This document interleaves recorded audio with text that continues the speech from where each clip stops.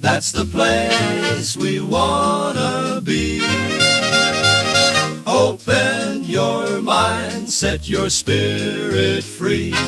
On mantras and magic, come and see. Much Yeah. appreciated.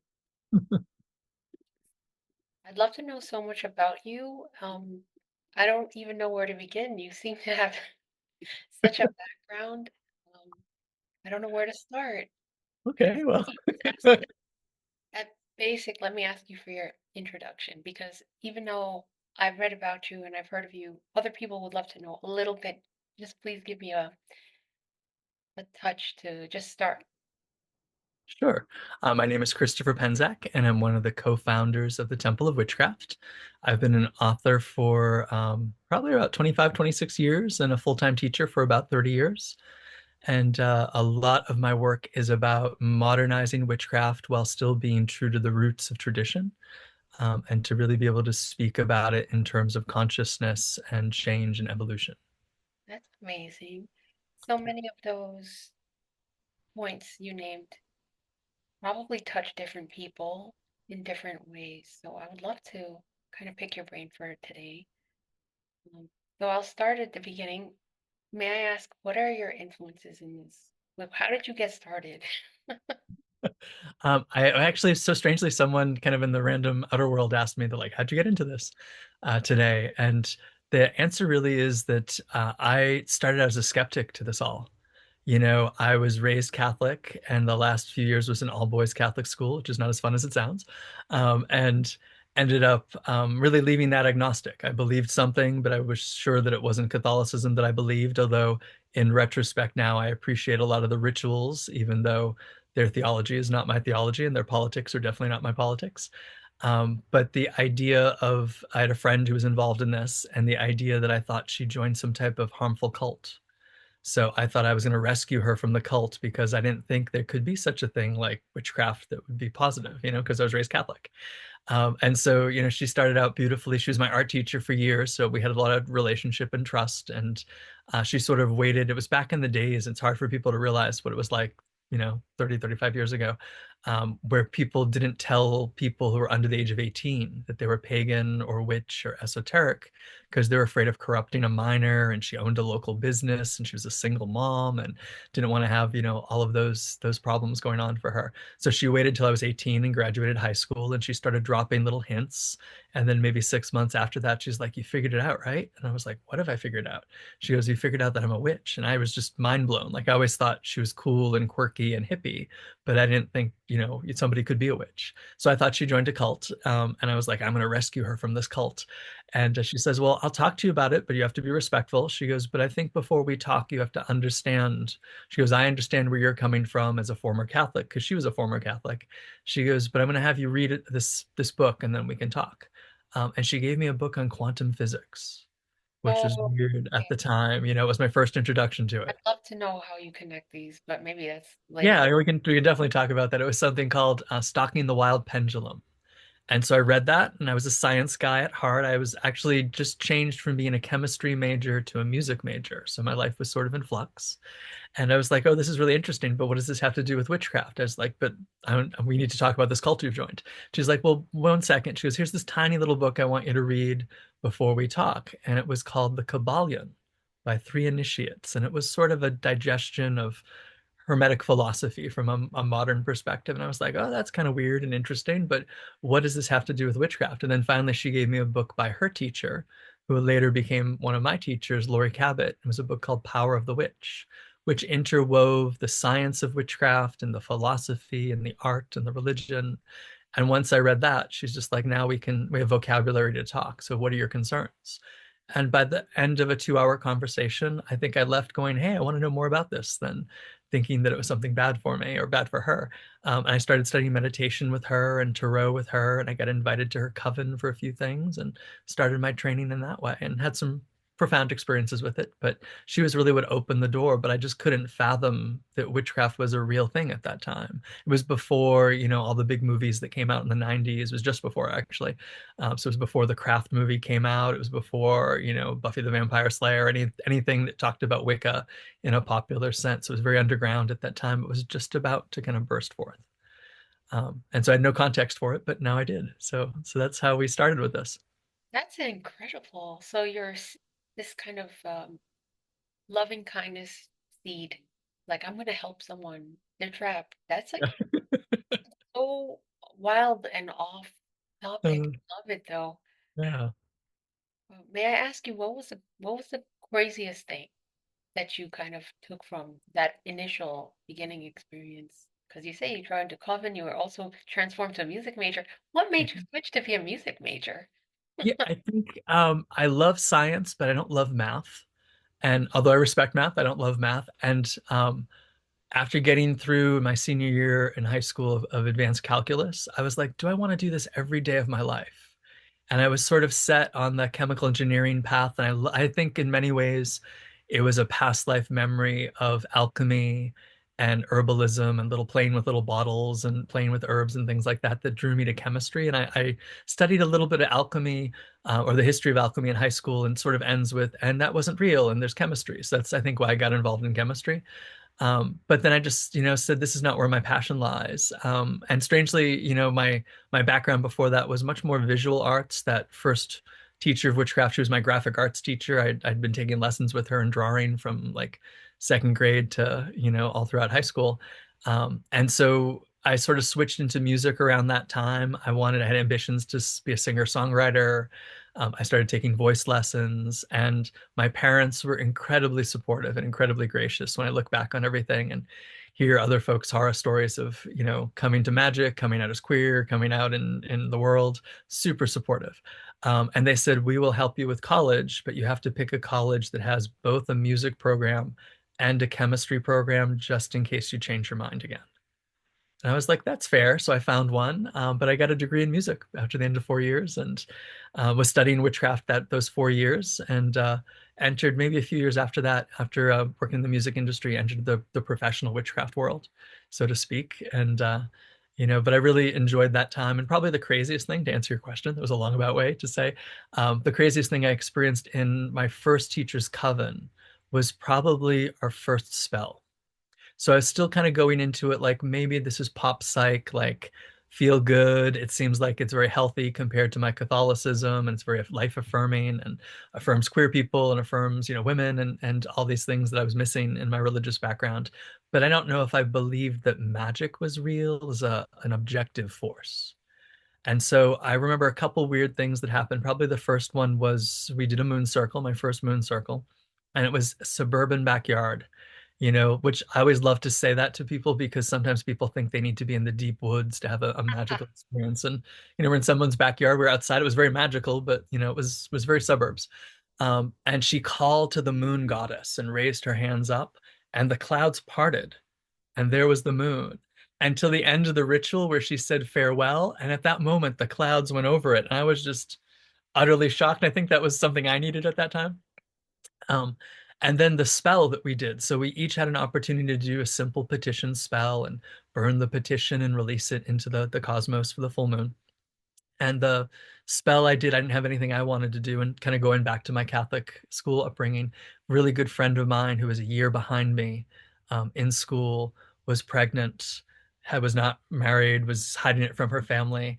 Strangely, over the course of the pregnancy, actually lost weight rather than gained weight because she was so desperately trying to hide it from her family that she was malnourished, and the baby wasn't doing good. She wasn't doing good. Her family in the end was super supportive, and it was a lot of that fear of it. And I totally understand that because I would have been in that same situation.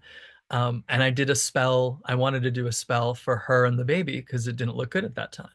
And I remember my mentor getting out her tarot cards, and she laid out this big spread. And she's like, normally we wouldn't do it without asking, but this is such a unique situation. I feel like if we phrase it in this way, that she has to accept it. And if she accepts it for her greater good, we can do it. So I did all the phrasing of it, wrote out my spell, and wrote into my journal. I was a big journal keeper even before witchcraft, and wrote into my journal. I had my little notes for it, so I can always go back to it. Um, and in looking at that spell, cast it, can't say I felt that much. In fact, everybody other than the clouds opening and closing, people were like, "Oh, could you feel the energy, the archangels around us?" I was like, "No, not really." It was like it was pretty poetry, and I enjoyed it. I was in a nice little robe. They had me a little guest robe. I felt very fun and magical, but I didn't really experience anything otherworldly because I was pretty new to it. And then within 2 weeks, she gave birth. And the phrase of the spell was, mother and child survive, mother and child be healthy, and the labor be as easy as possible. And she was in labor for less than 2 hours, which is pretty staggering for your first child and all that malnutrition and everything.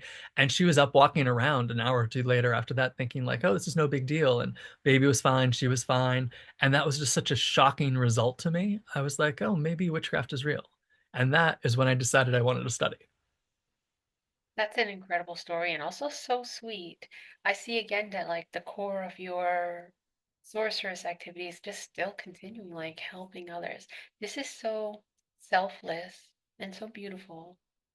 Um, my experience in knowing witches has been really how can I do things for myself? Like if I needed a job or if somebody was new to an area, needed a new place to live, needed a new friend circle. Actually, my introduction to these type of sorceress workings were just kind of improving your own lot. Mhm. So it's so refreshing to see that you're on this other side where all the actions you're doing is so beautifully presented to help others. That's so precious. Thank you. Thank you. I think, and that is still a big part of it. I think, I've done spells for my own betterment and the things that I want.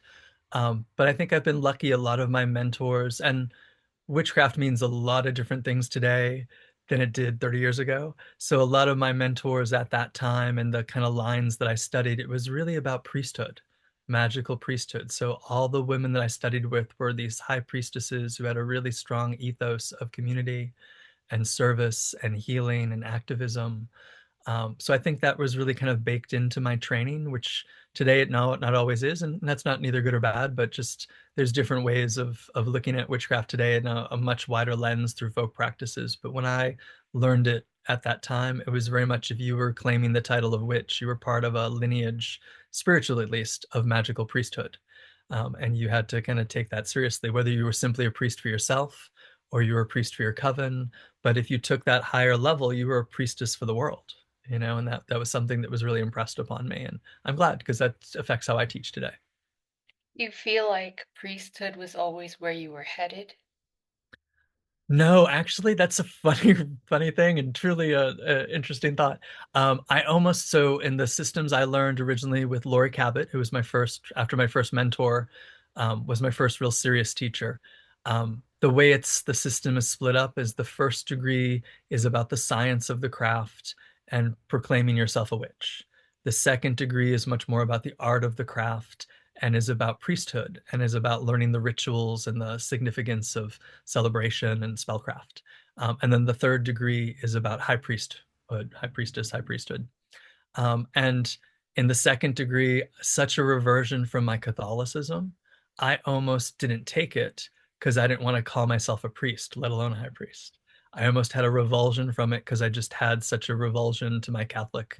And particularly at that time, there was a lot of the childhood sexual abuse scandals that were coming to light at that time. And interestingly enough, it was my mother who took classes with me at the same time who convinced me to go to the second degree, and she took it as well with me. And I didn't find out till about 10 years after that that the only reason she took the witchcraft classes with me at the time was she too thought I was joining a cult and wanted to save me. And that she was coming along just to see if they did anything dastardly or whatever, she'd be able to pull me out because I started at 18, so I was pretty young at that time. And she realized it was so great, she gave up her Catholicism to become a witch. And when I looked like I wasn't going into the priesthood, she's the one who sat me down and said, "Well, what's your problem with it?" And I said, "Well, I don't want to be a priest. That's priests are hypocritical and all this kind of baggage I had from what it meant to be a Catholic priest." And she goes, "No," she goes, "Didn't you read what this is about? You get to be your own priest. And that's the first step before you can help other people." And I was like, "Oh, okay." And she's like, "I'll take it if you'll take it." And so we both decided to take it with another friend of ours, and the three of us ended up becoming our first little coven independently together after that training coven. So yeah, it was really interesting, but I think in many of my path, I would say consciously I have tried to reject things that I later had to embrace that have turned out to be wonderful for me. Like I didn't want to be an author, I didn't want to be a teacher. I tried to reject all of those things until I was forced to accept it, and once I accepted it, I was pretty happy. But I think if you asked me at that time if you wanted to be a high priest of witchcraft, I would have been like, "Oh no, that's this is my personal practice. It's not anything I want to do out in the world, but it's where it led me." A few times you mentioned kind of the healing aspect, and honestly, this beautiful mix of science and witchcraft. Just at least let me ask you this. Initially, did you find those to be like against each other or like counterintuitive or opposed to each other? Once I read that first book that my mentor gave me, or at least the first two books, because the quantum physics was about like the most cutting edge at the time of what science was talking about. And then the Hermetic philosophy was almost saying the same thing, but from a much more kind of classic perspective, ancient perspective. And I think that sort of reconciled it, for me. I was always a student of folklore. I was always a student of old philosophy.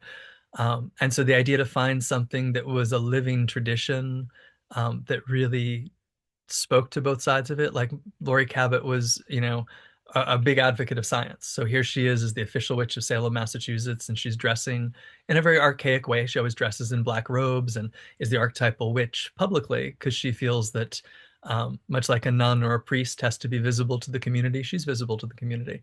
And so to see somebody that's so, anachronistic to the modern world, yet would love talking about science and chemistry and the newest discoveries in astronomy and physics, to see her live that, was very helpful for me to realize I could be a thinking, intelligent, modern, scientific person, and also see that in my spirituality and in my personal practices. That's incredible. Just is there any is there any specific connection you can tell me about with quantum mechanics? Because everybody has heard so much. Right. Spooky action at a distance is probably the most commonly used trope to, I Right. guess, misconstrue this form of science. What can you tell me just off the top of like these connections with witchcraft, which has so much, I guess, misunderstanding, even today when we're saturated with memes. And I think, friends of mine who are more scientific and less witchcraft will say, I hate how quantum physics gets co-opted by everything. And I get it, and they have a point. For me, what I took away from it was an understanding on some level of reality, the quantum level, from a scientific perspective, that, non-local information, non-linear information could be transferred, that there was something that was faster than light. The idea, one experiment that was talked about in a later book, was about a radioactive isotope that was decaying. And it had this like 50-50 chance of whether it was a positive ion or a negative ion. And they had experiments where they sat people down and had them project towards the measuring device positive, positive, positive, or negative, negative, negative. And whatever they were focused on skewed the 50-50 results towards that. And to me, that just showed how consciousness interact, and even just the whole concept of, is it a particle or a wave? Well, it depends on the observer. So much of magic is about your perspective and your observation. And I know it's not the exact same as quantum mechanics, but it shows on some level of reality this interconnection and interdependence on an invisible level that starts to describe possibly how witchcraft works, how magic works, how things that seemingly, for me, I always think of, and I'll tell my students because I'm a skeptic at heart and I encourage people to be skeptics. It seems crazy to me that you can take a little candle and hold it with this intention and light it and watch it melt, and hours to days to week, the thing that you wished upon, whether it's a birthday candle or whether it's a witchcraft spell, can manifest. Yet having that kind of scientific quantum paradigm to say, oh, these things are into your thoughts, affect things. It's just really powerful. I know the quantum mechanics will say, this is happening on a quantum level and not a macro level and not on a personal level, but it's happening on some levels. So what are the levels we don't know about? I think those are the things that are really interesting to explore. So just having that possibility made me think like I could be a modern person and not crazy or not superstitious. For me, transforming the idea that things were superstitious. I love that my teachers never said, and I try to exemplify this, don't believe this just because I said so, or this is the way it is. Sometimes there's traditions, so I'll say, do it this way because this is the tradition and this is why, to the best of my knowledge. But if you want to experiment, if you want to take something apart, I'm a big believer in learning the structure and then taking things apart and putting them back together so you really understand them and giving them your own art, your own flavor. Laurie was very big about how witchcraft is an art, a science, and religion. And I used to shy away from the religion part of it, but now as I run a nonprofit religious organization, I think it's good to have that legal protection for people who are kind of on the outer edges of society. But the science and art part are huge for me. Understand the structures and the rules, and then once you know everything, you can break them. That's incredible. You mentioned so many points I'd love to talk on. Um, but you did mention interdependence. For Buddhists, that's probably the basic rule of this whole phenomenal universe, that all phenomena is connected, nothing has an independence. Otherwise, Right. how would magic work? How could those candle spells work if we weren't connected on some level? It's really beautiful. Exactly. Yeah, I tend to look at it from a philosophical, we're all partaking in the soul of the world. But yeah, we're all points of light within that soul of the world and dissolve back into that soul of the world. So different theologies, imagery, but similar ideas, absolutely. Um, just in terms of world soul, do you find a lot of kind of poets or devotees of Emerson or Thoreau with this world soul ideology coming towards witchcraft in these days? Not as many as you would think. I think a lot of people who are devoted to what I would call the world soul today come to us under the guise of Hecate. A lot of people will look at the great witchcraft goddess, and one of the expressions she has, she's got a lot of faces, but is the soul of the world or the soul of nature, a little sometimes distinct from the body of nature of Mother Earth or Mother Gaia. Yeah, I think sadly a lot of the, and I say this with love, but a lot of our modern students are not always as well read. So, they often find things like Emerson later on. I sometimes quote Emerson in our Wheel of the Year class, so it's interesting for that. But for a lot of people, like, oh, I didn't know this as well. So, but however you get there is good. That's kind of a sign of the times, but it's also hard because our I guess academic syllabus can be very dry. It Yeah. can be very Newtonian, it can be very linear. How after so many years of being spoon-fed that can be triggering also for people, so I understand why they might shy away from Emerson. Yep. And I think different eras of writing can be hard for people to comprehend, particularly in kind of our modern internet world. People are used to information and smaller pieces and in different styles. And I think it's really good. Like, I obviously encourage a lot of people to look back at old grimoires, and a lot of the old grimoires that we draw from are from a Christian context or a Jewish context. And sometimes you have to give people the context of what they're going to read before they read it, because you can't always expect that to be known. And so when you look back at something that's important but a little drier, people then, rally against it because it's not what they expected. That's true. Let me ask you a few things on your mastery, just because I think everybody who listens to this is going to kind of get to know you, maybe go to your website, check you out. Sure. I guess if someone is new to spell work, but they're gung-ho and they're like intrepid and they're endeavoring to kind of start along this path, what are your foundational principles? Like, what can you tell someone who's starting out and they're like, yes, I'm going to make spells happen? Be careful what you ask for. That's probably a good place to start because often you will get it, but what you say you want and what you thought that meant can sometimes be two different things. So I think getting really clear intention, having really clear intention, um, having a clear intention, having the three kind of components of spell work I like to teach is that you have clear intention, you have to have the strength of will, you have to really want the thing that you want to manifest, and you have to have a method in which to direct the energy or direct the spell. And if you're missing any of those three things, then it's probably not going to work super well. But I think, a lot of people have ideas of what they want or desires, but don't really always have a lot of clarity. So in fact, even the way that I teach, we have for people who study seriously with me in our mystery school, the whole first year is no spells. or very little spells, or spells of self-improvement and energy work and things like that. But we don't do the formal spells till the second year Why is because that? you really need to get to know yourself before you start setting things out in the world. At least I think so. And I mean, I'm not saying people can't do spells, and I certainly did a spell for one of my first things, so I'm not telling people you can't do magic. But once you decide you really want to grow those roots, I think it's good to slow down with the spells that are outer and focus more on the inner. And then once you have a greater grasp of what's going on inside of you, you can probably make better decisions for what you want and need. And that's not to say I'm not austere and think you can't do spells for frivolous or fun things, but you've got to want them, and you've got to kind of think them through to their end result. Is this not only something that I want, but is it something that's going to serve my greater good? Will it harm me or will harm somebody else in this process? Can I get very clear? And if you learn, certain systems have safeguards and other spellcasting systems don't. So I like to teach systems that at least start with some training wheels and, give you some safeguards for it. So once you get that clarity of what you want to do, and a lot of the inner work is also about building your will. A lot of people want things and can even be clear about what they want, but they really have they're a very scattered world right now. So a lot of times people don't have the passion and the vitality to back up their intentions.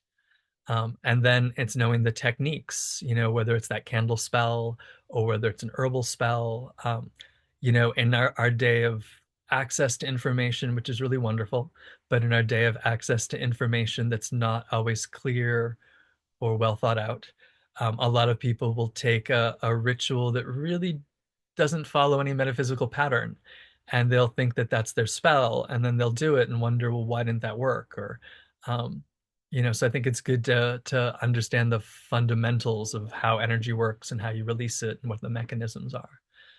So, I'd start with learning. I would tell students not to be trite about it, but start by learning magic, and then you do magic, and then you become the magic.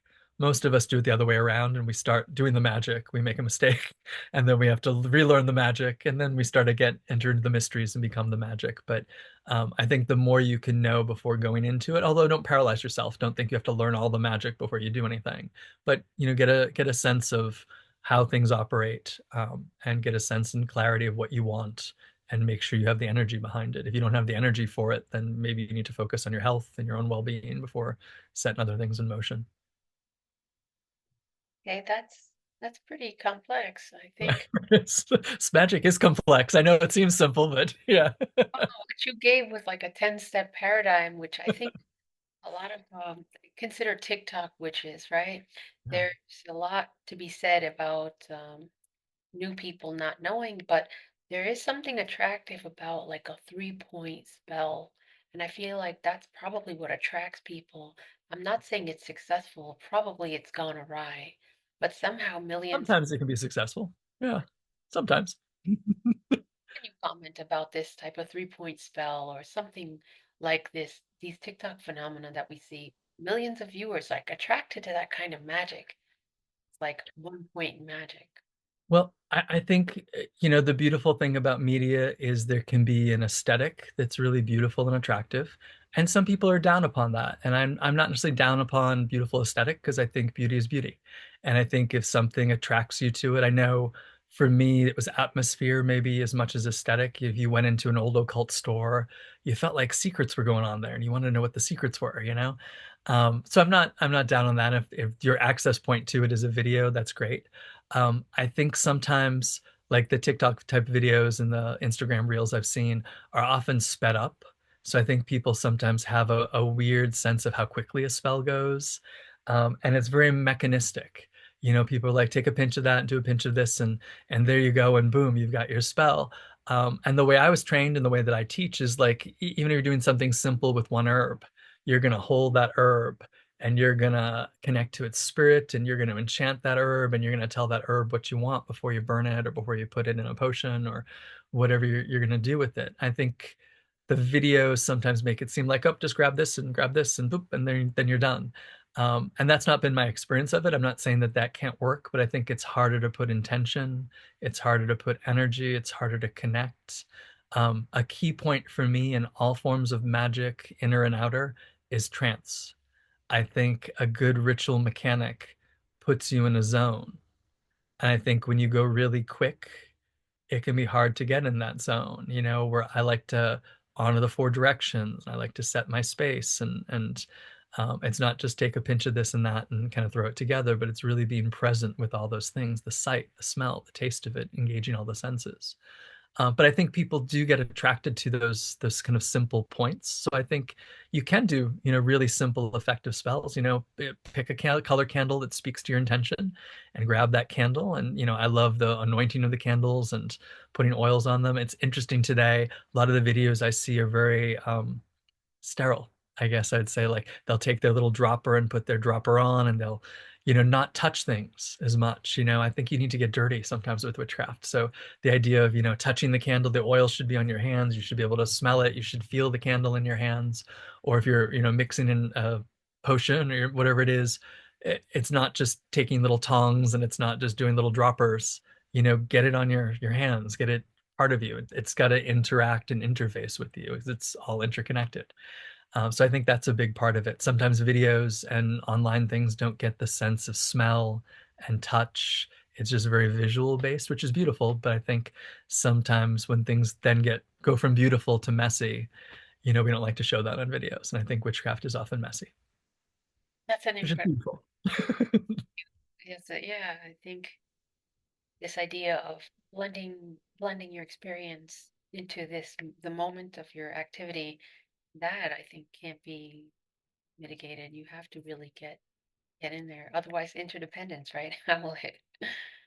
Right. You can't be separate from your magic. And sometimes people try to be or feel like that they're, and try to keep it neat, even sometimes with their intention. You're connected to the consequence of all your magic. That's part of the interdependence as well. And sometimes people don't like to look at that either. That actually probably sounds complicated enough for like a whole nother video. Um, but you commented on a bunch of different things. Let me ask you, um, for for someone today who is a witch, I think I've heard this called baby witch, like a newbie. How can they do ritual and spell work, would you say, in a modern lifestyle? Like maybe they're coming home from work or they're in traffic or something and they're rushing. Like how do you express this? And can you give an example maybe of a simple everyday? I think if you're a witch, you should use witchcraft every day. I think witch is part orientation and part identity, but I think it's also functional. And I think witchcraft, you become a witch by doing witchcraft. So like a really simple thing, like I mentioned before, I learned, my initial craft while I was in college, and I was very busy and working three jobs and doing a full-time roster of classes and things.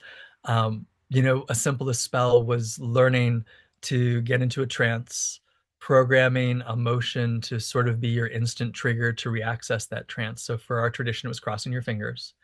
And so in a deeper trance, you'd cross your fingers and say, whenever I cross my fingers, I'm now in a magical state where I can access all my magic. And crossing your fingers as you're driving and projecting for the parking space that you need. I went to a college that had no parking. And so everyone wanted it. We had two separate campuses you had to drive between, and people would always want to drive with me from one campus to the other because I always got something by the door. And it was a nice little objective moment of people who didn't know I was studying witchcraft. All noticed I always got parking by the door because I was doing that. I didn't tell that, why until later on. But that was a very simple way of adding it in a very practical way. And it might seem frivolous, but the seemingly frivolous things lead deeper into the mysteries, because when you have repeated experiences of that interconnection, it's hard to then ignore it in the bigger stances if it supported you in all the little ways. There's no objective mundane reason for why I could cross my fingers and visualize a parking spot, and there it is. And so every time I did that, reinforced this sense of connection. So when I wanted to do something bigger or speak in a more spiritual or mystical way, I knew that connection was there. We do a lot of things that are seemingly objective so that when we do the subjective stuff, we know it's working. But I think that's a fun way that I've used and still use in my life. I think having some type of daily practice, even if it's just 2 minutes a day, is really important. So having an altar, like my altar back there, and just lighting a candle and doing a little kind of attunement. I do something to the four elements every morning. So I take a little pinch of salt, I put in some water, I sprinkle it on myself, I light a candle, I light a little incense, I bathe myself in the smoke, I light a central candle for spirit, I ring a bell, I just ask the gods to be with me. And then if I have to leave and go to work, I snuff it all out and go on with my day. Or if I'm home all day, I'll leave it on. But I think that's a good, just basic ritual, basic alignment with the principles that are common to everybody. So either working in the four elements or working in a bit of alignment or petition to the gods that you work with are all a powerful way, or just zapping for a parking space or anything else you want to get. Can be fun. And for me, witchcraft is also not just the spells, but the psychic ability. So using your intuition, using your psychic ability, if you start to get training to look at auras and things like that, like if you're in a business meeting and you're having, difficulties with somebody in the meeting, look at their aura for a moment. And does that give you some information on what's the underlying energetics between whatever that meeting's about? And does that help you in some way? So you say what of the things that you mentioned to me, it sounds like I'm translating this into some Buddhist understanding. So you clarify the elements, you kind of cleanse your space and your body self with elements, and also you give petition to your gods that are with you. This is like a morning practice that a lot Yeah. of us do, the same one. Yeah, I think, Like, in so many of the world mystical traditions, there's so much common ground. Like I'm a deep believer as an occultist. My paradigm and my identity as a witch, but as an occultist and a teacher, a metaphysician, whatever word you want to use, I believe in the perennial tradition. So I see sisterhood, brotherhood, otherhood, kinship with mystical Buddhists, with Hindu practices, with mystical Christians, mystical Jewish practices, shamanic practices. I think although those things are all very different and we have different languages and symbols and styles, I think there's core things to the human experience that bring us all together. well, I will just say that I have a mantra for a parking spot. Excellent. I keep on with it because it's very critical. Yeah, absolutely. Absolutely. Failed me either. So I just want to show some solidarity with you like that. That's Parking awesome. spot sort of touched me deep in my heart because I live that life. Like I don't know what to do with that. Um, but then this is, I guess, sorcery on the fly. Like 0 point, nothing is there, just the mind and manifesting directly. I guess since you have a trick for your manifestation like this, any other comment you can make for, I guess, manifestors? Because there are so many people who are not, they're not Buddhists, they're not witches, they're not pagans, they might not be Gnostics, but they follow manifestation guides and gurus. Mhm. So what can you say for them? Because I feel they'll step onto some path, one path or the other, after enough Yeah. times of getting to know their breath, getting to know their mind. Eventually, they'll step onto one of the paths. What can you give advice for a manifester? I think manifestation, I know many who identify with that word won't like what I'm going to say next, but I think it's what's happening. I think manifestation's magic. And I think, if people don't want to use that word, that's fine. I think everyone should be able to self-identify as they wish.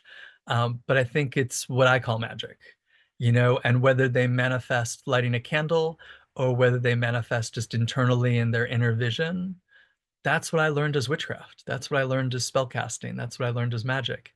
So I don't think it's that different. And I think many people, whether they identify with the tradition or not, if they primarily get into it first for the magic, if you keep practicing it, it leads to something deeper.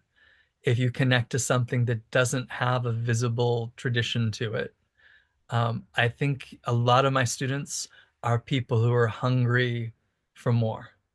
I've had a lot of people who started out, in a vague sense of new age, and I've learned a lot from the new age. And, definitely when you get into the roots of that, that definitely has a lot more depth than people think. Um, but I think people who start, like one of my favorite students was raised in a spiritualist ministry family. Wow. And she's a phenomenal medium and she's a really great priestess now. Um, but she felt like it was so bare bones once you kind of mastered speaking to the dead and these are the principles of the spiritualist church. She wanted more of the mystery tradition. I know a lot of people who've done kind of manifestation type of magic or, law of attraction type of stuff. And they're like, oh, there's more to this, like, but I'm overwhelmed. And they'll come to me because they've read a book or they've read something I put online and like, oh, that seems in alignment with where I'm at.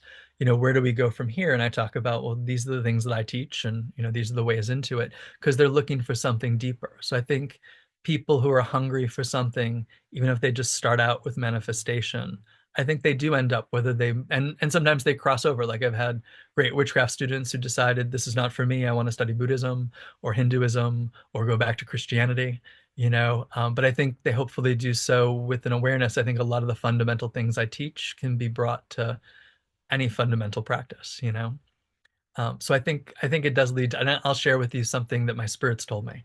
So sometimes I rail against the commercialization of a lot of things that are out there, despite doing this for my living. And it's a fine line because we all want to be successful, but um, sometimes things are done with more respect, and sometimes things are done with less respect. So I always try to err on the side of more respect.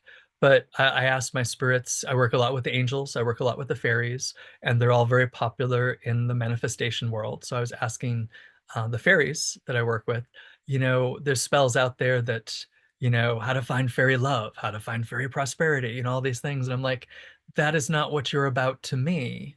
But people are having success with that. Are they delusional, or are they getting help on a certain level, or like what's going on here? And the spirit said to me, well, take 100 people. And I'm like, why do you help them find love, or why do you help them find a job, or whatever it is? They're like, take 100 people. And if 100 people try this, maybe 50 of them will try it more than once. Maybe 25 of those 50 will get deeper into it. Maybe out of those 25, 10 will go really deep. And maybe 3 will really be called to service. So we'll invest in 100 people in the hopes of getting 3 of the priesthood, 3 of a magical partnership. I was like, wow, that kind of blows me. And I think as a teacher, it's sort of, my work is as well. I start with very large classes at the basic levels, and, maybe 50% of them graduate. Maybe 40% of them go on to another level, and it gets smaller as time goes on because it becomes more demanding. And then by the end of it, I might have partners in community. And I might, whoever I've touched who don't get to that level, hopefully they're using it in a way that's helpful to them and taking it on their own level. But that's that kind of broad investment. So I think if you're manifesting with fairies, I think the fairies are often willing to help you, or angels, or whoever it is, because I think some of them will be led to the mysteries. That's incredible. Spiritual materialism is like a big topic in Buddhism, because the idea of collecting like little tchotchkes, but I mean like endless tchotchkes. Like somebody opens up their regular New England suburban house. I live in New England. They Me open too. the door expecting to see like, a Cape Cod or what, and it's like a temple of some other god. And I feel like this is so common in some of our circles, but we're like thinking the inner practice, the inner temple, Mhm. like that's something that I can relate to just in not to call anyone out, but not meeting people, but also like online spaces too. You see a lot of that. Um, any comment you can make there? Spiritual materialism, as I'm framing it, this is like a Buddhist problem, but it's everyone's problem. Isn't Absolutely. And I think witches suffer from that as well. And I think most traditions do to some level. I always try to err on the side of gentleness and realizing that there's phases that everybody goes through, and I've probably gone through those phases as well. So now that I'm not in those spaces, I still try to, be compassionate for when people are in those phases. Um, I think in those phases, like in witchcraft, we'll talk about there's different magics for manifesting, and there's different magics for banishing, and there's the mysteries. And when people first get involved in all this, they want all the stuff. So all their spells are about manifestation and what can I make happen and what can I get and what can I buy. And they feel like I need all the things. I need to have a full apothecary. I need to have a full altar. I need to have all the statues. I need to have all the crystals. And that's a phase. If you have the resources for that, that becomes a phase for a lot of people. And then you realize, oh, my practice only uses these 6 things. So maybe I'm going to scale down from it, or maybe I'm going to give some stuff away, or maybe I'll put it away till I need something. And so I think and their spell work will sort of balance with the I did all the spells to get things, now I'm doing all these spells to release things. And I think that's a phase, and then you sort of come to equilibrium. And sometimes the things you need will come to you, or you'll see them and you'll get attracted to something and realize, oh, I really want this statue. This statue might mean this aspect of the divine wants to work with me because I really feel strongly called to it. Like recently, someone gave me years ago an Anubis statue. And I loved it, and it was a special crystal carving, and I treasured the person who gave it to me. But it wasn't something I worked with, so it was on my mantle for years. And then something in my practice said, nope, you need to put that in the center of your altar. So sometimes it's nice having things around, even if you're not too attached to them. But I think they're phases that people go through, and I think we live in uncertain times in the world, to say the least. And I think sometimes when people latch onto physical things, they feel like the physical thing gives them security, which is an illusion. But I think for that moment, they take that security. I've got all my stuff. I'm good. And I think we do the same thing with our houses and our jobs and our bank accounts and things. But I think in the spiritual level, that attachment to things gives you a certain level of security till you see that's an illusion and then have to move through the next stage of the process. That's incredible. Let's see, you spoke about crystals here too, and many other topics for especially a hoarder. Um, okay, you know what? Witch hoarder, when I see, I guess, media of witches, it's with a massive apothecary. Every Yes. possible herb. Forget about the fact that there are poisons in those jars that no one should mess with, or don't even open it. You might smell it. Um, for witches that hoard, what advice do you have on letting go? Because I know the media I've seen, to be a witch, you need everything. Right. Hardly ever do you see a witch that just has, a plate with like a single cup of water or something. I love that. A basic witch, but like super basic. Like stealth witch and like witch on the go. I love that because it shows you have to work with what you have. Yeah. And again, it gets into those different eras, like that first mentor that was my art teacher I told you about. So one of her altars was items scattered around her living room, and she'd only bring them together when she was going to practice because that was the best space if she was going to have a group practice.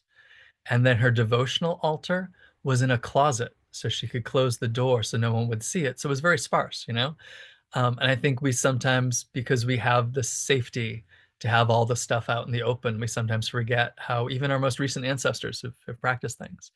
I think, in terms of getting all the stuff, I don't think that's true. I like to share with people my first apothecary was the kitchen cabinet spice rack. And if it wasn't in there, I wasn't making a potion with it. And it's good to branch out to some more medicinal herbs. And I think if you have the luxury, and I do realize it's a luxury, to be able to grow your own herbs and to harvest them and to know them that way, I think that's deeply meaningful. So I've got lots of particular herbs that I grow a lot of. I think it's good if you do grow herbs to learn how to give them away. If you do make potions and oils and things like that, to give them away. When you make a batch of something, most times you're never going to use it all. So rather than get the idea of kind of hoarding it, the idea of how can I share this with other people? Right. Um, and one of the things we also teach, and we have a 5 degree system in our temple, but it's the third degree, about how an animist point of view of like our magical tools at the very least have consciousness and they have their own journeys. And sometimes you're hoarding something and you really have to ask yourself, does this want to be here with me? Is our journey together done? Do I need to release it to another magical person? Maybe it's going to be their thing. And listening to that. And as you become a more skilled or seasoned practitioner, you'll know at certain times, like, oh, I'm done with this thing. I need to pass it on to this person, or I need to pass it on to this place, and still honoring and treasuring it, but you don't have to be attached to it just being yours. And I say that as a Taurus who likes my stuff and likes to hold things and, all of that, likes my material beauty. And I think with the apothecary in particular, like, from I do a lot of medicinal herbalism along with magical herbalism. Generally, you don't keep anything more than 2 years. So don't buy things in bulk that are exotic that you're not going to use a lot of. And then you got to learn once you've composted a lot of stuff, because it's not good anymore and you have to buy new stuff, you learn to buy smaller portions and you learn to have smaller jars and you learn how to use it a little bit more economically. That's a beautiful point. I think the aspect of this kind of statement of identity, I'm a witch, I care for my community. It's Yeah. kind of baked into what you're saying about portion control, not wasting, not only being a steward for the in local environment and local spirits, but also caring for others. It's like I am giving. Um, in our Buddhism, we kind of have these guidelines against hoarding, with the idea being that when you kind of have more than you need, someone else is not. And that mindfulness of caring for others, it reflects what your stewardship is. Being a good steward is not just your land, it's the people in it. So that's very beautiful that these have an intersection. Yeah. And when I think about like prosperity magic, one of the things I was taught from both a witchcraft and a new age point of view was this idea of, well, there's enough for abundance for everybody, which in a finite earth is technically not true. Like we're going to run out of things, at some point. But I always interpreted, and how my teachers taught that was, there's abundance for everyone because once you realize you don't need something, you pass it on. Like if we have people who hoard particular things, that's when things become imbalanced. But if you're in that constant state of flow, you can have all the things you want and need. And everybody can have all the things that they want and need as long as you keep that flow going. That's very beautiful. That sounds to me like an ideal pure land, like a Yes. pure land. Yeah, not quite where we're at right now, but yeah, hopefully. No, I love that idea of flow. It just sounds so perfect. Let me ask you this, because we're talking about these ideals. Can you talk a little bit about like ethics in magic? How do you guide your students? Because you have so many students and decades of students. How do you guide them towards responsible use of magic? Or what is your definition of responsibility? I know that's a very big question. Yeah, well, it's got more of a clear fine point that's less in favor in today's witchcraft communities than it used to be when I first trained. And I'm sort of an old fogey when it goes back to this. So sometimes what I'm going to say will sound dated to a lot of witches today. But I think it's important. So, back in the day when I trained, people tended to focus on something called the Wiccan Rede. And it's a much longer poem, but the end of it sort of gets reduced to, and it harm none, do as you will. And so some people feel that that's very specific to Wicca. And even people have very specific definition of what is or is not Wicca. And you'll notice I tend to use the word witch, although my teachers didn't shy away from the word Wicca. But that was something that was taught to me. And there's deeper mysteries to it. So, on a surface level, it's sort of like the golden rule. Do unto others as you do unto yourself. If you want to do something, as long as it's not harming anybody else, including yourself, then you're free to do that with magic. But if you're harming somebody else, then you got to really take responsibility for that. And what would be the reasons behind that? And then you kind of get into, the bigger existential questions. And it harm none. Do as your will. Is it possible to harm none at any time? If you walk across a field, you might be stepping on an ant. You're harming. And it gets into that, concepts in Buddhism of nonviolence and, responsibility of that. So you realize, every action you take, whether it's magical or non-magical, has consequences. So can you be as clear and cognizant with every action you take, including your spells? So I'm a big believer in thinking to the end result of your spell, and ultimately, once you get it, does that serve your greater good and not cause harm? If it does cause harm, does it cause the minimal amount of harm? If you're purposely trying to cause harm, why? And there's aspects of things like justice. Should people who do evil go free? I had a teacher who talked ethics wise and suggested, if you do a spell against a rapist who's out in the community and you do a spell for them to be caught, are you breaking the Wiccan Rede? And many people argued in that class of like, well, yes, of course, because you're doing harm to them because they don't want to be caught. And the answer is no. If you were a steward of your community, if they broke the conditions of community by breaking the law, you're not asking that they get hit by a train. You're asking that they get caught and that they go Getting through due caught process. doesn't harm them Right. necessarily. It just And made you good because they shouldn't be doing that harm in the world, So is that causing greater good in the long run so they can't do further harm karmically, ethically, physically? But it's interesting, people get hung up on those things. So I think, the answer to it is always kind of thinking through the last results, the safeguards in our own tradition. Ideally, we try to do almost all of our magic in a sacred space, in a sacred temple. And in that temple, it's the ritual of the magic circle is the most basic way to do it. And in that magic circle, all of our spells have the caveat that we ask this be in alignment with higher will, that if this harm, that we ask this to be correct and for the highest good, harming none. And sometimes a successful spell, if you have those caveats in it, is the spell that doesn't work because you wanted something that wasn't for your highest good. You know, we all have self-destructive tendencies. Sometimes we won't think as much as we should. You know, we often suggest people before they do a spell, do a divination beforehand. What's the outcome if you get this spell? Is that what you wanted? You know, if you look at the end of the divination and ends in a really tough card, you know, is that where you want to head with this spell? And when ask yourself why. And if the spell fails, you know, think first, was this failing for a higher purpose, a higher good? And we teach if you do a spell 3 times and it fails 3 times, you really have to look at your motivations and, you know, really try to dissect, why is it I'm trying to set this thing into motion? You know, the first time might be I chose the wrong night, or I was not, you know, in the right zone, or I picked the wrong herbs, or if it was a group spell, I was with the wrong people. But if you do it in 3 separate occasions and it doesn't happen, then you have to kind of look at the meaning behind it. And is it causing harm that maybe you're not realizing? Is it causing harm to yourself that you're not realizing? So 3 times, and if it fails, that's it.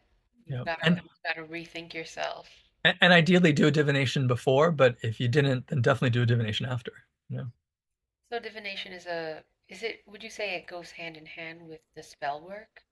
Yeah, I mean, I think I describe magic as a balance between speaking and listening. So the spells are speaking to the universe, much like prayers and mantras, and the idea of trying to manifest through intention. And divination, meditation, psychic ability are ways of listening to the world.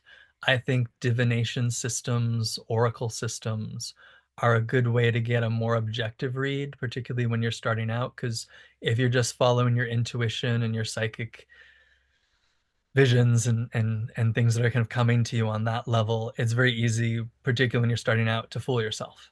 You know, so psychically, when you're first starting and you're not clear, you either see all the things you want and can't get any critique, or you see all the things you fear and you can't see anything that's good. You know, but if you put out tarot cards, or you put out runes, they're open to interpretation, but there's also objective meanings. If you ask, is this going to be a success, and you get the Tower card, it's very difficult to spin that as a happy day. You know, it could still ultimately be good, but it's hard to spin that as happiness and health and good fortune. Where sometimes if you're just doing kind of pure psychic things, then it's easy to kind of fool yourself with that. Well, you mentioned runes and tarot. What is your like recommended divination tool that you use, and what would you recommend for beginners? Yeah, I love both of those. Those are probably my 2 primary ones that I work with. I love the tarot because it's a magical system in and of itself that's very complementary to witchcraft, but is also complementary to ceremonial Kabbalah and other traditions of magic and folklore. Um, I love the cards because it has that fivefold break. So it's the 4 elements, the journey of the 4 elements on a spiritual level, plus the initiatory quest of the major arcana. I think if you're stuck with the cards, there's lots of great books that will give you a multitude of meanings to kind of work with. And I think they're so versatile because you can do divination with them, you can meditate with them. They each have spirits associated with them, so you can commune with the spirits of them. I think there's just so much depth in the cards. But they're not, it's if you're looking to take a weekend workshop and feel like you've mastered something, tarot's probably not the thing to do, but I don't think any divination system is. But things that have smaller numbers of tokens might be easier for people. Like there's a tradition in the Temple of Witchcraft, we've expanded it to 29 symbols, something called the Witch's Runes. But the original form of the Witch's Runes was just 8 characters. And you can get a really vivid and complete reading just using those 8 stones and those 8 symbols. And you can expand that in the teachings that we have. We don't teach that till the second year, but so that's a good place to start. And you can find kits online and books about just the 8 basic symbols out there. What are those 8 basic symbols? I've never heard of it. Yeah, so they're sometimes put under different names for it, but they're images like waves, birds, the pentagram, lightning bolt, things like that, where it's just very primal kind of they're runic in some ways, but they're just very primal things that you look at them and be like, oh yeah, that's good. Oh nope, that's tough. Or maybe a message is coming to me. You know, it's hard to misinterpret. That's actually really cool. I'm glad to hear that. I maybe maybe more than a decade just studying the runes, and I really love them as a meditation path. I feel like people who think runes are only for divination, they gotta go deeper and Right. just. I try to use them in astrology, so it's just something I like to connect, and it's Cool. always great. A good time reading with the runes. Yeah. Yeah, they're each a mystery and a power. There's a power behind all of them. So glad to hear you mention that. Yeah. Let me ask you this. Can you tell me a story, like a good spell story? I can tell you a bad one really quick. Once I thought I'd really need my job. Like I really need the job that I had at the time. So I tied the rope and I said, this job is staying with me. Till one day it wasn't working for anymore. Cut the an explosion happened. It was it was that day that I realized when spells go south, it should be a book that someone writes. And I'll just, yeah, an explosion happened, and I realized then, don't bind yourself to no job. Things change for a reason. Impermanence is the path, and Mhm. let just be flow. The flow that you mentioned, that's all we have is flow. So yeah, just anyone listening to this later, don't bind yourself to anything, please. Financial security is good, but things fluctuate. That's life. Yeah. Yeah. I always ask to be in the right place at the right time, doing the right thing. And so if that changes, that's okay. Yeah. Can you give me an example of a good spell work that Yeah, you did absolutely. now It that sounds I showed amazing. you my chaos? I'd say probably one of my favorite, most life-changing spells was after quite a few failed love spells that manifested people, but not, great people. And, not great relationships working out. I was just at the place of like, I feel someone is out there for me. I feel this call and this longing, but I could be delusional. I could be wrong. So if I'm wrong and I need to be on another path, make that clear. But I'm going to do this one last spell and ask for exactly what I want and how I want it. And sort of got disentangled from all my expectations of outer appearances and really focused on inner qualities for this. So during the spell, I prayed to the love goddess Venus. And it was on her day and it was a full moon, and took a single red rose. And from that long stem red rose into the vase of water, put dragon's blood, brown sugar, and I believe colloidal silver, and blessed and prayed and called upon the Deva of the Spirit of the Rose, called upon Venus Aphrodite.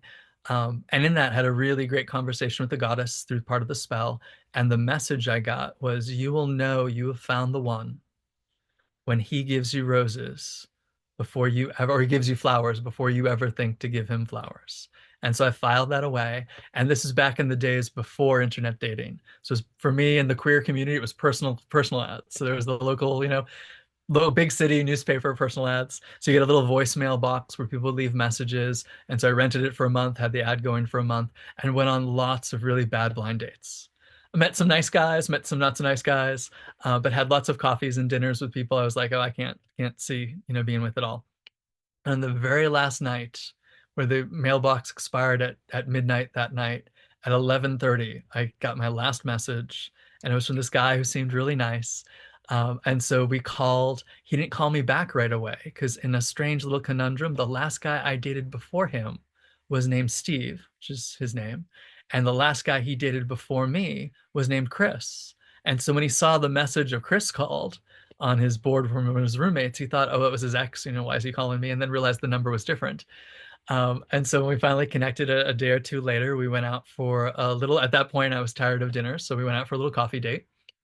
And ended up talking for 4 hours on this wonderful little street sidewalk cafe, and had such a wonderful time and didn't want to leave, but had to leave. And as I was leaving, he's like, oh, he's like, I'd walk you to your car, but can you walk me to my car? And I was like, okay, whatever. He's like, I've got something. It's like, okay. And in his front seat, he's like, I don't know why, but he goes, I just got really, you know, obsessed with this idea that I had to, if things went well, I had to give you a rose tonight. So this is, I know it's a gas station rose, but I just wanted to give you this, and gave me a long stem red rose. I'm Yeah. crying. I That is, still have the pedals to this day, and we've been together for, it'll be 30 years this summer. oh, I'm crying like I'm crying right now. That is so sweet. So that's one of my favorite spells. So I write that in a lot of my love magic workshops and books out there. So It's the sweetest thing I've ever heard in my life. Let me just cry a little bit, right? I love love stories. I love love, and I I'm love love. happy to hear loving kindness, happy to hear gentle love, romantic love, every love that exists. I'm happy. Thank you for sharing that beautiful story. Welcome. And I hope everybody who's listening enjoyed it because we all need more love in our life. And this, of course, I guess once you embody love, you're generating it outward like a field, so everyone around you in the next 20 miles will also feel love, and that's so beautiful. Um, Let me ask you this. Since you told me about this beautiful love spell and its lovely result, thank you for 31 years. Congrats. um, what is a spell that you like commonly teach? You have levels of school. Mhm. Also, is there a spell that like you teach on different levels that just works on different in different ways, like more profound? Hmm. Um, for the most part, although I do teach some specific spells, generally I try to teach people how to make their own spells because I feel like, we each have unique circumstances and there's patterns to spells. Like protection spells all have similarities to them, love spells all have similarities to them. But in the end, you've got to be able to tailor things to your needs. So that's why I try to teach people the theories behind it, the science behind it, and then they can kind of create the art to speak to their needs.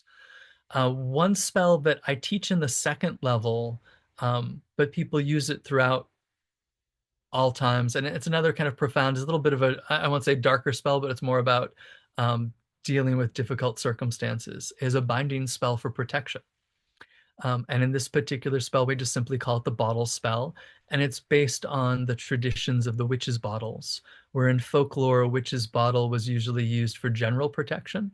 The way I learned it, and this originates with Laurie Cabot, and it was such a profound spell every time I've used it. That's why I like to pass it on as it is and teach people how they can vary it, but the basics are the same.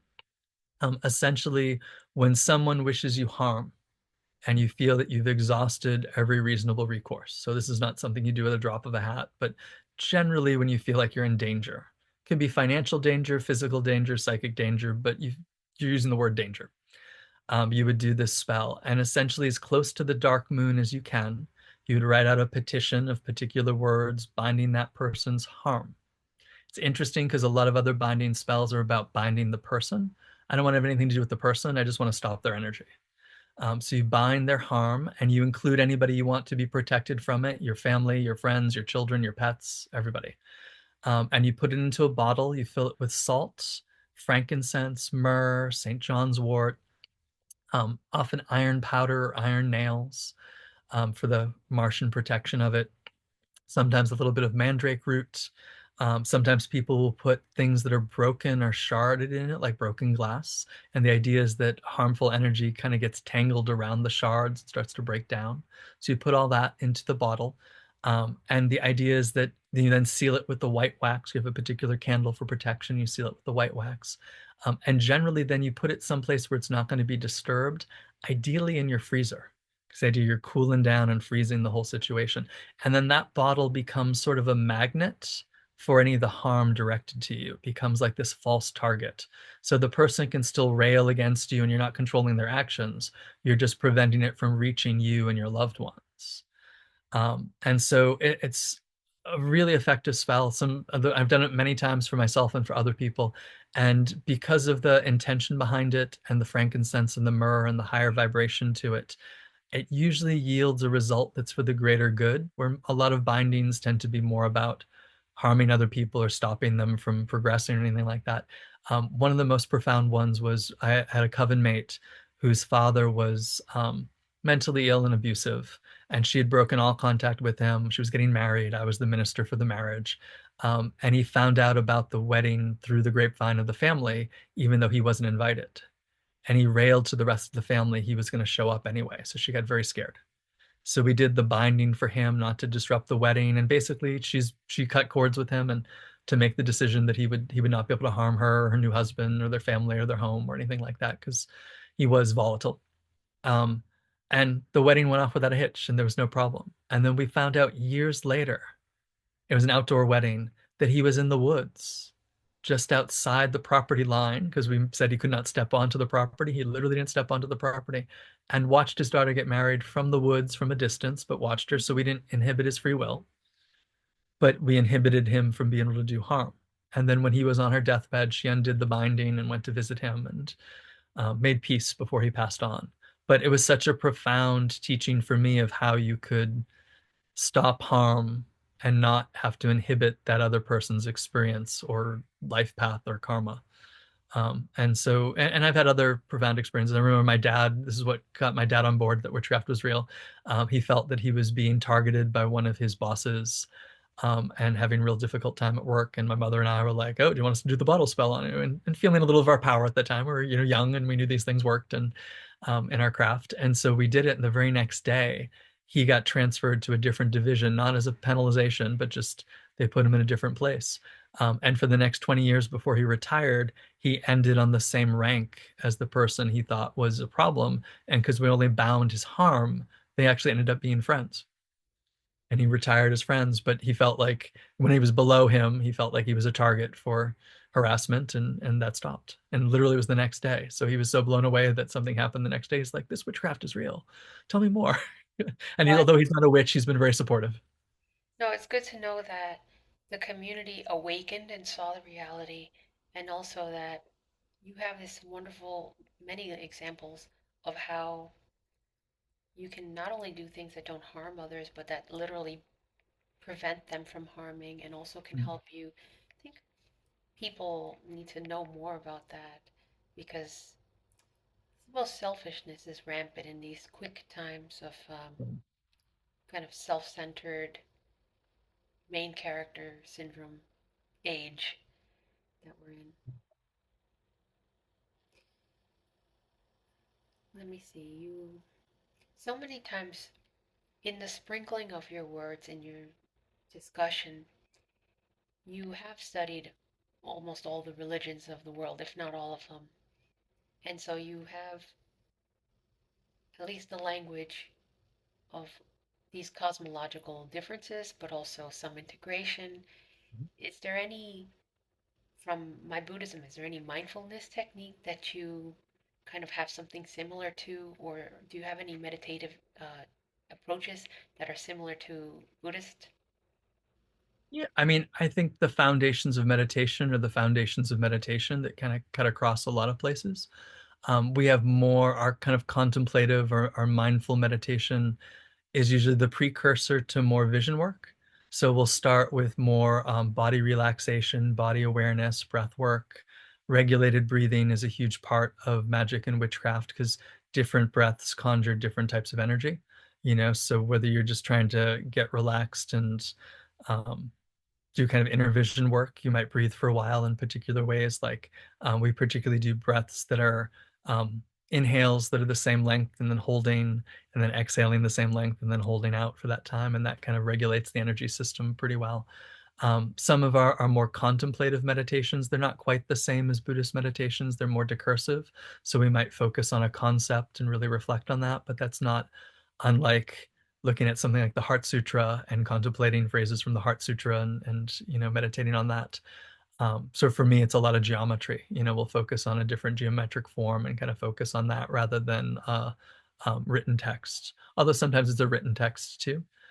So there's similarities to that. I'd say primarily though in the witchcraft that I teach, we tend to do a lot of energized inner visionary work. So it's probably closer more to like a Buddhist or Hindu tantra, a deity tantra type of thing where you're relating to the deity and exchanging energy with the deity. That type of practice is not quite the same, but closer to what we do.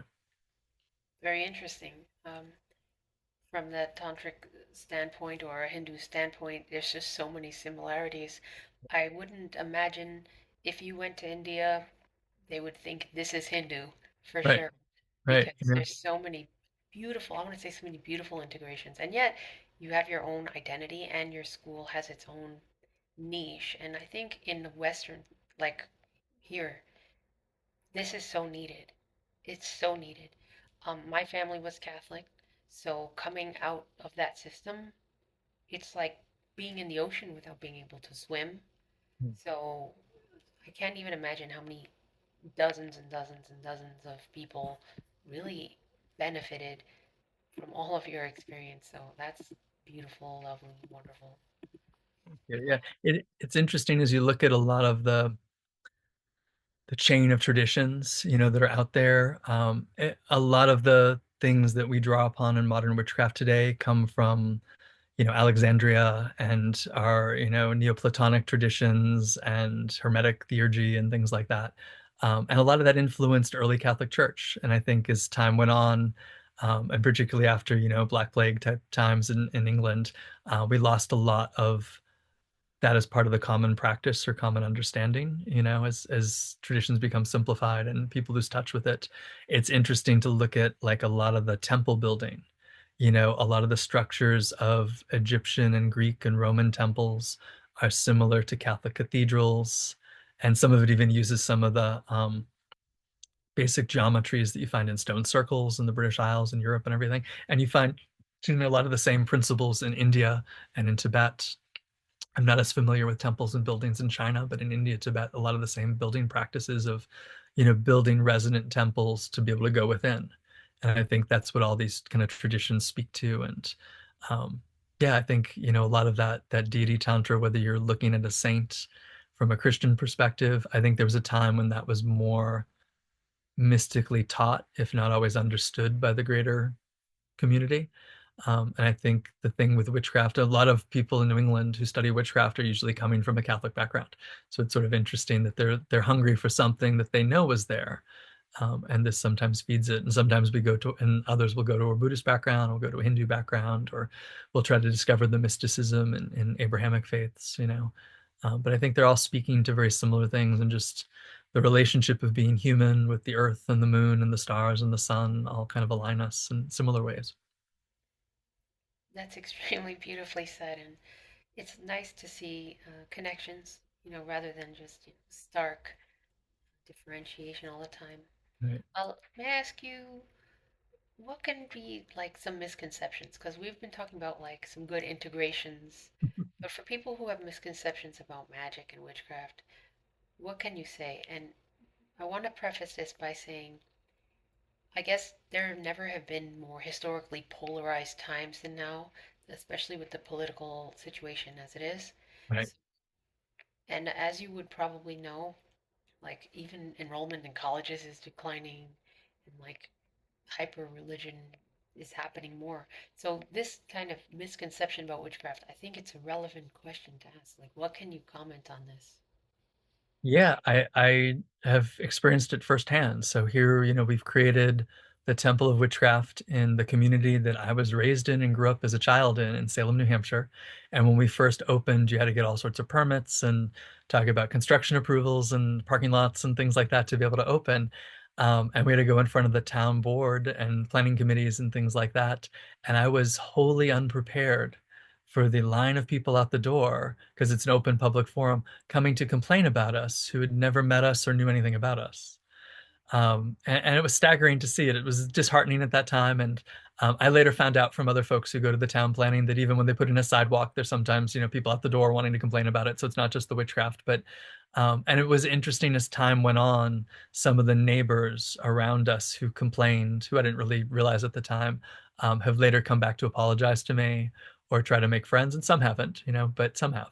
And I think it really is just a matter of education. And I think, as you said, we're in a time of lots of information, but not a lot of education. And I think people often seek out the information that confirms their biases rather than have these, conversations about things. It was interesting today. So I go into the local gyms here, and I've been going back since the new year. And it's typical suburbans, New Hampshire, is what I describe the clientele. And there's a group of gentlemen, older gentlemen, in the steam room today. We're just like, and what do you do for a living? And I just stop myself and go, do I tell them? And I'm like, I don't hide anything about my life, so I'm going to tell them. And they were fascinated by it and asking all sorts of questions. So sometimes you can find those pockets of people wanting to know. But I think the biggest misconceptions are that witches are evil, that witches are out to harm you, witches are out to harm your kids, witches are out to harm your animals. And all of those things are untrue. I think they're good and bad people in all traditions. I'd like to say all witches are wonderful, but that's not true. But you can't say all Christians are wonderful. You can't say all anybody's wonderful. But I think, realizing witches are people too, and we're having a practice that might be different than how you perceive your practice from mostly the Abrahamic faiths. But the idea is that, we're still valuable members of our society. We're still participating. It's been interesting to me having a public space, and we do a lot of public events. But how many people over the last 12, 13 years now at this space have knocked on the door outside of those hours, embarrassed to come to us, but looking for help? So I think the village witch is still part of our consciousness, whether people realize it or not, and having to get through those biases. We had one gentleman who showed up, who was sort of decked out in what he thought was he has misunderstood witchcraft and Satanism. So he sort of came decked out in what he thought a witch should be wearing and doing. And to him, that was satanic, because he thought we wouldn't help him otherwise. And so once we kind of got through it, he felt he was rejected by his Christian church and didn't have any place else to turn for the help that he was looking for. And he was looking for a level of social service that we couldn't provide, but I was willing to walk him through the paperwork and, kind of going through the disability and Section 8 housing type of applications, because we help people with those things, That's which very is, thoughtful of you. More people need to embody this culture of goodness and kindness and caring for community.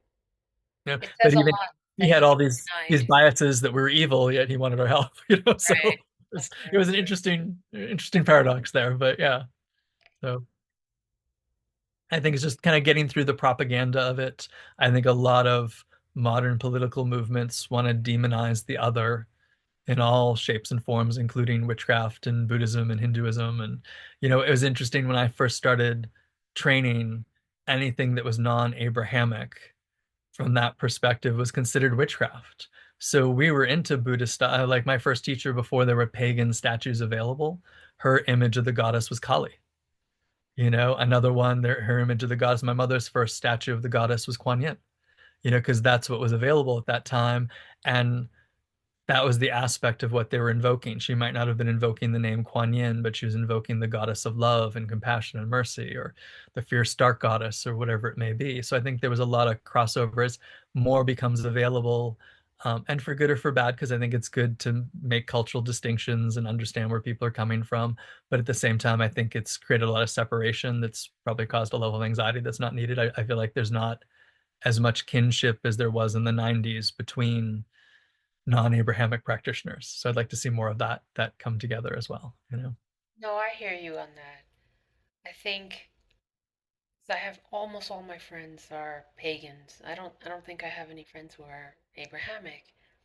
But since I started giving my meditation in Buddhism, it's a thing. It's a thing. Now I'm a different thing. So Right. yeah, there used to be, I guess I never would have thought of it before as being so separate, but I guess Buddhists are not counted as pagans now.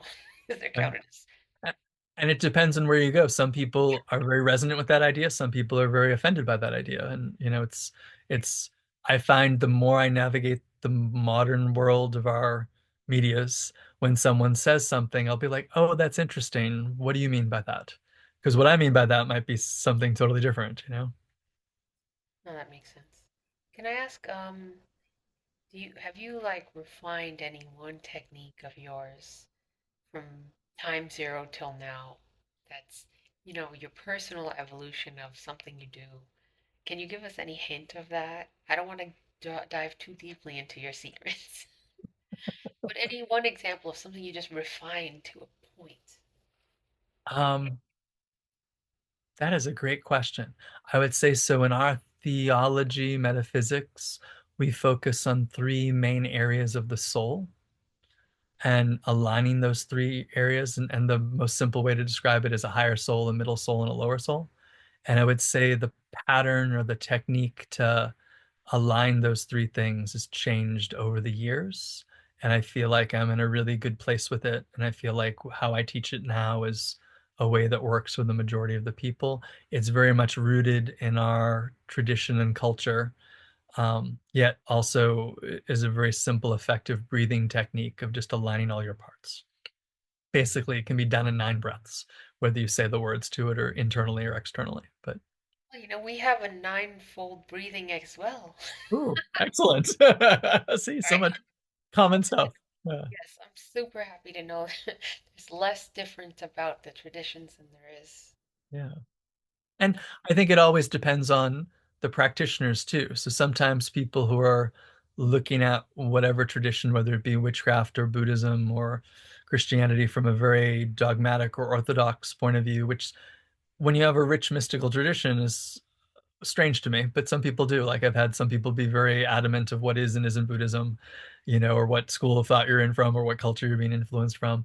And then you have others that are much more open and loose about what their practice is and what they draw from. And I think witchcraft is the same way too. Some people are very adamant of, if it's not Gardnerian Wicca, it's not witchcraft.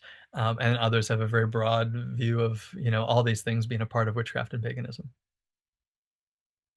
Interesting. Of course, navigating other people's views is probably a pool that we shouldn't. Well, and I think the way you navigated, I was like, oh, what does that mean for you? And in that conversation, being respectful of their terminology. And I actually remember I was speaking in England years ago. And so in America, in the pagan world in America at that time, so this was maybe 2005, 2006, Wicca, witchcraft, paganism were all sort of umbrella terms, and people didn't really in America quibble about the differences. Where in England, they were very strict and defined terms, and they defined them slightly differently than how I would as an American. And I remember using Wicca and witchcraft interchangeably in a particular lecture I gave in London. And I had someone stand up and correct me. And I was like, oh, you'll have to forgive me. I'm a Gash American. And I said, we're used to the popularity of Wicca for the Solitary Practitioner, which, is a book by Scott Cunningham. And it's a very open and eclectic and solitary self-practice, which we equate with Wicca as much as a traditional Gardnerian initiatory Wicca. And, I thought, well, once I've defined my terms for my speech, we're good. And again, when I kind of slipped into it again, someone's like, no, that's only Gardnerian. And I was like, oh, okay. Like, I had to change my mindset pretty quickly because I didn't want to be interrupted every 5 seconds. But it was interesting, even just the culture of that group. So maybe 2 years later, I was invited to a different convention at the same convention hall. And that group of people had no qualms about how I was identifying or using those definitions. So it depends on the context of the group and the people and what they're attached to and what they're not attached to. Or so I try to be as fluid as I can. And just in this conversation, if you have strong preferences or attachments, I will work with that. And, if not, or you've come to my class, where I'm controlling the space, then you'll have to deal with my view of things. That's incredibly generous of you. I think if more people adopt that line of thought, there'd probably be less fights. And I'm speaking for myself. I can be terribly stubborn sometimes. I should probably be more generous. Well, there's things I can be stubborn about, but I've learned to pick my battles. Okay, that's a good piece of advice. Like I'll quote you, pick the battle. Pick the battle. Like, I'm very, in our teachings, I'm very adamant about what needs to be done and what doesn't need to be done and what can be an exception and what can't be. And so sometimes people think I'm too much of a stickler for those things. But I think usually when I'm putting my foot down about something, it's something I think is important.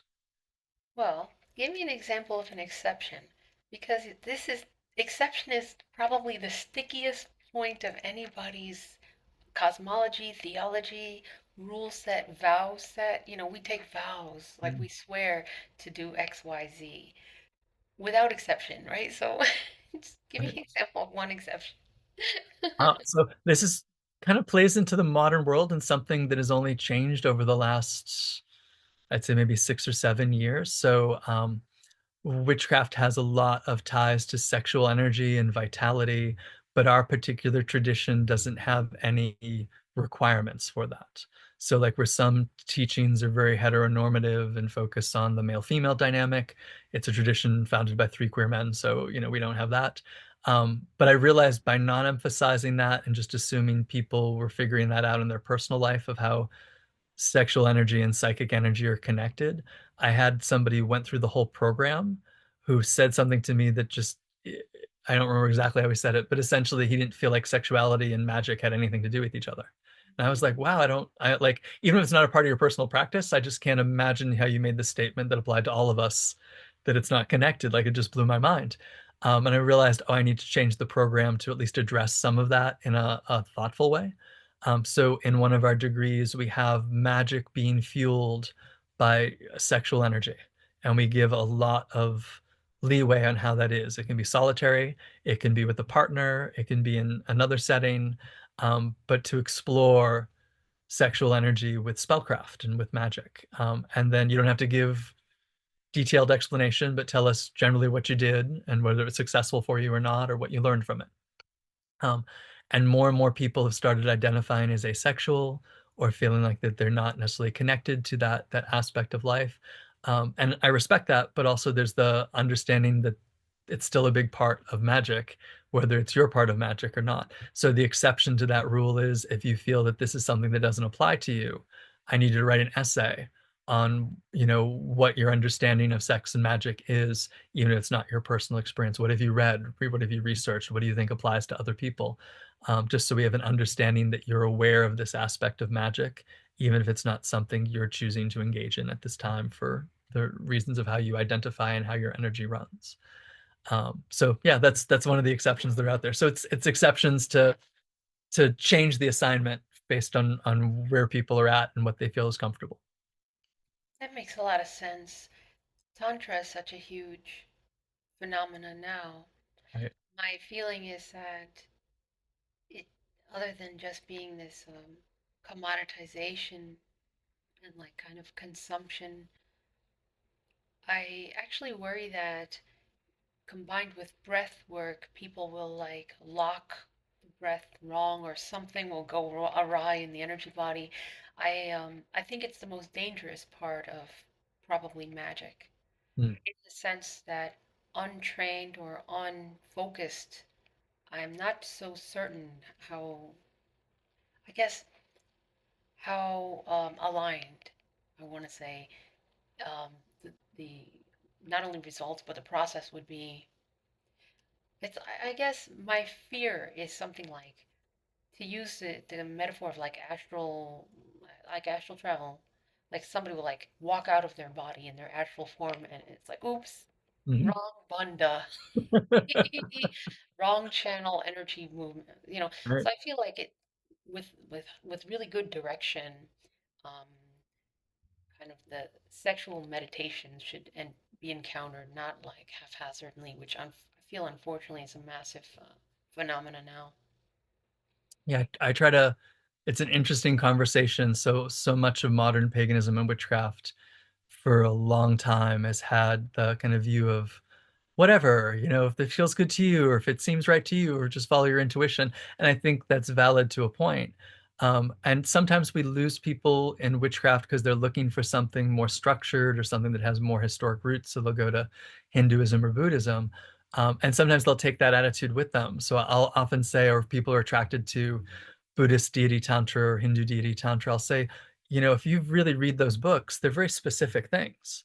Like, you're supposed to visualize the goddess with this particular symbol or letter in her heart, and the letter's vermilion, not red, and the colors that are connecting you and the offerings that you're making in the vision and, the things that you do are all very specific directions and frequencies. It's not a just do whatever you want. We get to that Not level of what you want. It's exactly as it right. has to be. And we But get to that level of detail in our fourth degree, and people sometimes get upset because they're just like, well, I thought this was follow your intuition. I'm like, well, learn all the rules. And then once you understand this whole process, if you choose to break them, you'll know what you're breaking. And if you're choosing to reshape them, you'll know what you're choosing to reshape. But if you're thinking you're going to get something easier by going to another tradition that seems, like in a lot of the African traditions, very detailed as well, of this is the offering you make, you can't substitute it, or if you substitute it, you can only substitute it with this. So yeah, it's realizing that these things have prescriptions for a reason, because if you follow the directions, it'll either work or maybe it won't work, but it won't harm you. But if you don't follow the instructions, it can definitely harm you. Sometimes people have, and this gets back to kind of our media world and TikTok videos and things like that. People sometimes think, and there was a meme or a post going around about how witchcraft and magic is really just spicy psychology. And depends, I guess, on how you define psychology, but I was always taught witchcraft is dangerous. Like it's not saying you shouldn't do it. Crossing the street is also dangerous. You learn the precautions to cross the street safely. Witchcraft is dangerous. You learn the precautions of how to do it safely. But if you're called to do it, respect that there's a danger to it because it's going to cause change. It's going to move energy. It's going to unsettle you. It's going to open things up. It's going to close other things down. If you think it's just something for fun, you've probably picked the wrong thing. No, I think that's 100% true, especially people who start using the Goetia or so many Yes. deities, angels, spirits, whatever. Those are beings. Beings have personalities and And every their own agency, their own agendas, we sometimes consequence. forget that. Um, just speaking of community and collective, um, can you talk a little bit about collective ritual or kind of community ritual? Sure. So, in witchcraft in general, we tend to practice both solitary and in group. Traditional forms of witchcraft often are coven based, so it's usually a group of 3 to 13 practitioners. We're not a coven teaching system, we're a school, but in the community of our school, we offer public Sabbats of the solar holidays and the agricultural holidays. We offer public Esbats, which are the lunar holidays. Um, and it's a big part of the community service. I know how I got into this. So that first mentor I had, although she invited me to that moon circle, I think the very first ceremony I did with her was a Samhain circle down in Salem, Massachusetts. And it was a crazy time. And it was like 300 people. And I was in the outer circle and she was in the inner circle because she knew the people there. It was still very magical for me because I didn't really know what was going on, but the idea of participating with like-minded people, coming together in group and identity is a very important thing. So we have been celebrating, really, I've been offering public Sabbats since the late 90s, pretty continuously, either myself or through the temple. And we continue that tradition now. So right now we do all the Sabbats.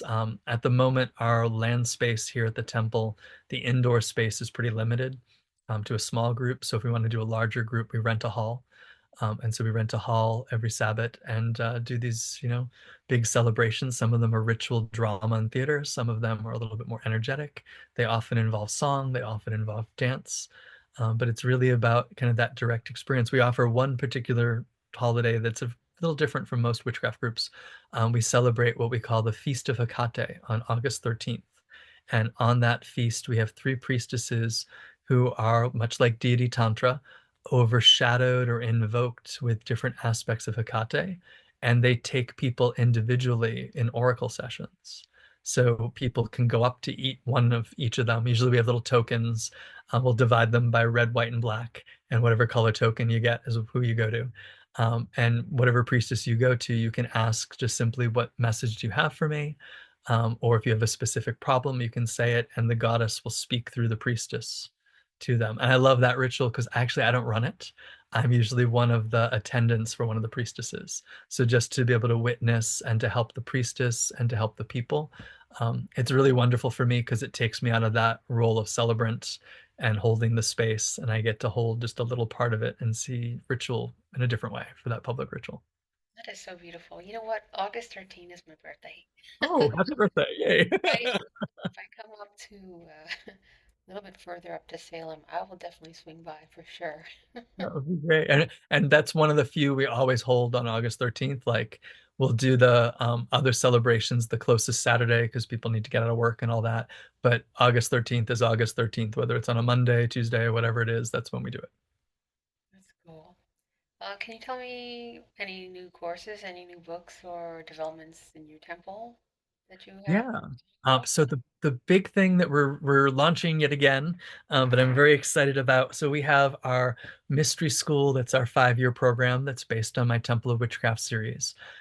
And over the last few years, we have an advanced program called the Society of the Temple, which is a little bit different than anything I've done and a little bit different than anything I've seen out there. It's a advanced adept training that is modular. It's based on a book I wrote in 2011 that sort of became the foundation of the really unique things that we do in the Temple of Witchcraft that might be different from other witchcraft groups, called the 3 Rays of Witchcraft. So the Society of the Temple is a 9-year program, 3 levels of the 3 different rays based on the concepts of power, love, and wisdom, and each having a different archetype. Power is the sovereign, love is the seer, and wisdom is the sorcerer, the priesthood. And it's a modular program. So you can take one color ray all the way through the 3 levels and then start over if you want. Or you can do the first level of all 3 and then do the second level of all 3 and then the third level of all 3. And so during the pandemic, in those crazy times, I ended up doing all 9 courses over 3 years and recorded them. So people who want to work them on their own, they can. And then this year, I am recommitting to doing all 9 in a row. So I've committed to teaching all 9 for the next 9 years. That's pretty intense, but you're decade ahead. That's like a deva, probably like, just behind you, like, yes. Because I feel like the gods have this long view ahead. So a 10-year plan, probably all the gods are cheering you on. Thank you. Thank you. Yeah, I do feel like in these troubled times, we have to have the long view because I think the short view will drive us crazy. So I have to think of what are the seeds we're planting right now to harvest in 5, 7, 10 years, and what are the foundations we're laying because um, the immediate things that are going on in the world are tough to look at. So I think we've got to not lose hope and plan for the future and look at that long vision of community. It's extremely beautiful. What's your website and of the school? So if you want to say it here so we can, everybody can hear it. Sure. So all my work through the Temple of Witchcraft can be found at templeofwitchcraft.org. And it's not just me, but it's all our local community in different places, like in California and Texas and Alabama and St. Louis, and all the classes and all the teachers that we have. And then my personal stuff that's not temple related, I keep a little bit separate, and that's at christopherpenczak.com. And my last name is just Pen, C as in cat, Z as in zebra, AK. And I do a lot of travel. I do a lot of conventions. So depending on where you are, I might be somewhere near you. And we sometimes do sacred travel trips to the both sacred sites in America and sacred sites in the British Isles. So there's lots of things going on. That's usually through the Temple of Witchcraft. That's cool. Well, can you give one practical wisdom or encouragement that you want our listeners who want to explore and kind of deepen their practice? Mm. For me, it might be the unsexy answer, but for me, it's meditate every day.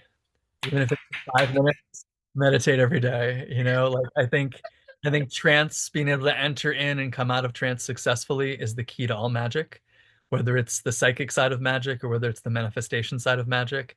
And I think just practicing whatever your technique, whether it's breath or countdown or visualization, to get into a state, do something in that state, even if it's just a little prayer and coming out of that state. That's the key to any success I've had. This was too practical. Like I'm laughing because I can't believe you said this. Okay, okay. Let's redo this. Can you give slightly less real and slightly more foofy answer? Because the thing that you said is the truth. It's the absolute truth. Sure. It's the truth of all truths. I guess let me say this as a Buddhist. The only thing that matters is every day. That's it. Because what they say, what you do on the mat, that's not it. It's what you do every day. Right. If I go and I yell at people and I act an ass, that's me. So Everything you do before the altar is training for everything you do away from the altar. yes, Yeah, yes. absolutely. So if I was going to give something a little bit more fun, I would Yes, say please. make friends with the plant. Make friends with the plant real well and get to know that plant. Okay, that's perfect. I love Yeah. that. Yeah, my favorite plant is lemon balm. So when in doubt, lemon balm is very friendly. Make friends with lemon balm. All right, give me one thing. What is lemon balm about? Because when I smell it and when I encounter it, it's so subtle. It's like a dream. It's like it's going to absolve me of all my pain and sorrow and I love drift me that. off into a lovely place. Yeah, But that's lemon balm is the great helper. Lemon balm is one of the easiest to assimilate energies that is filled with vital life force. I love lemon balm because there's alchemical tinctures that are made out of it that say it's got the highest level of life force, but it's a gentle life force that you can absorb. So I would not say every day, but I take lemon balm tincture frequently. It's really great to calm your nerves, but it's not a sedative. It's really great to calm your stomach if you've got an upset stomach. I used to have a lot of anxiety, but it doesn't shut down your digestion. It doesn't show up on like it's not going to drug you in any type of way. You can still function in a really clear way.